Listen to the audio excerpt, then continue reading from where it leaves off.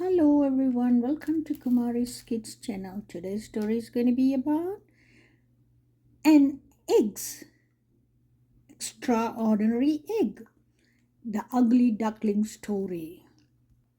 There once was a duck. Now that's good way to start a duck story. She was mother duck and she sat minding her eggs while the other ducks quacked and swam. Then cracked one egg broke.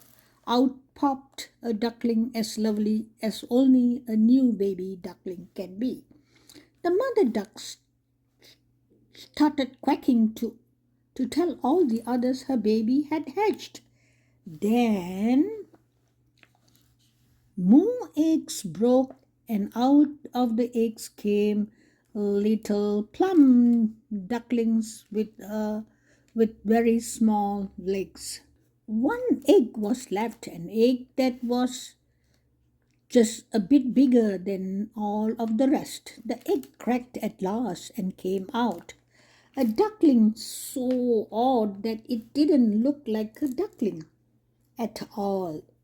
It was too big for a start, with long neck and large webby feet. Its feathers were dowdy and grey. The other ducks waddled up for a look.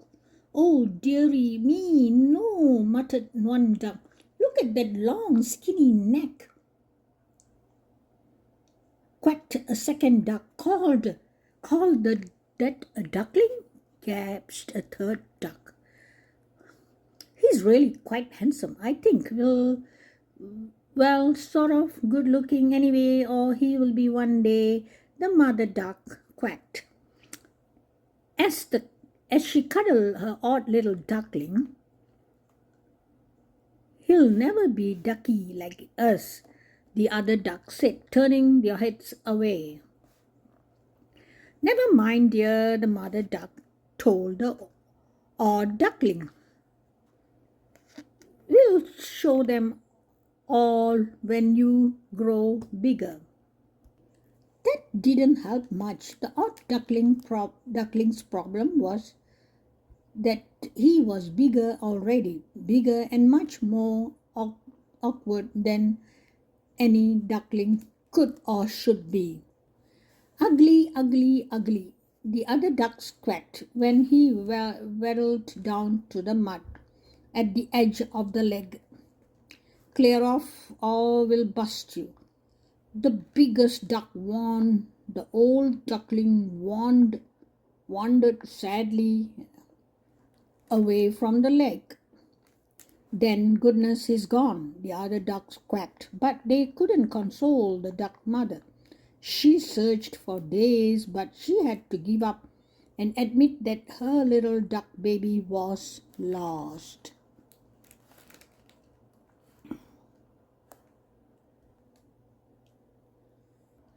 Where had the odd duckling gone? He'd found his way to a cottage where a blind woman lived with a cat and a hen. "A duck?" the blind woman said, feeling his feathers. She thought from his size that he must be very plump duck, and that pleased her. "That means duck eggs." She looked after him and she waited for duck eggs to come. But weeks went by and there were no eggs. "No eggs," grumbled the hen. "Can't purr or catch mice," muttered the cat. "What use are you anyway?" the hen asked the odd duckling. The odd duckling thought for a bit. I'm a brilliant on water. I can dive right down to the lake bottom," he said. "We don't think much of swimming," the hen told him coldly. "There must be some way you can be of use to the other old woman." "I don't know what I could do," the odd duckling admitted. "Ugly and stupid," hissed the cat. If you can't earn your keep here, you should go. They are right. I'm ugly and stupid, thought the odd duckling. He left the old woman's cottage. He just wandered away, not knowing where he was going or where he belonged, if he belonged anyway. Just then some wild swans rose up over the lake, and something stirred deep, deep inside the odd duckling. They were lovely, so lovely, those birds. Not ugly and stupid like me, the odd duckling thought sadly. How he loved their white as snow feathers, their long slanted necks and their gracefulness. Tears came to his eyes, though he didn't know why he was crying.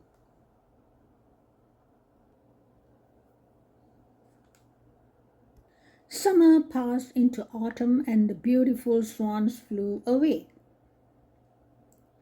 to the sun and warm places. Then winter came and the snow left the lake all aglitter with silvery eyes. Cold, cold, cold, and no food. The odd duckling grew, but he grew weak and thin, because there was nothing to eat, and he had no mother to help him. Somehow he lived through the rest of that harsh, freezing winter and grew. Every day that he grew, he became more like he didn't know what. Whatever it wasn't a duck.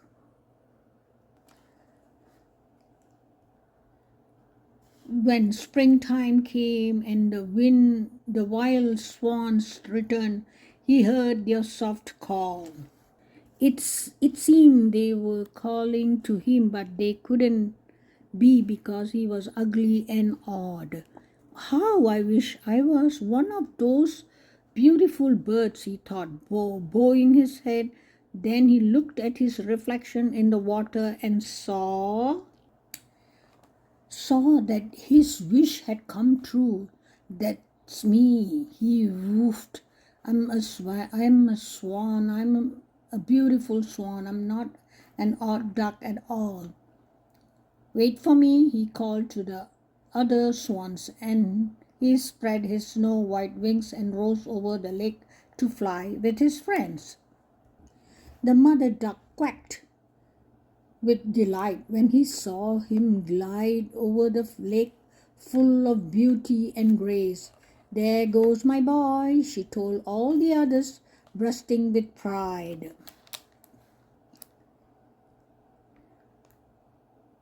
She wasn't quite right, but I don't think that matters. His eggs must have been a swan's egg that was somehow mislaid. That doesn't say much for the swan who mislaid it, though it says a lot of the duck mother who loved her odd duckling to bits. Now that's a good way to end a duck story. Okay, that's a good story, Ugly Duckling, and it's the end of the Ugly Duckling story, guys.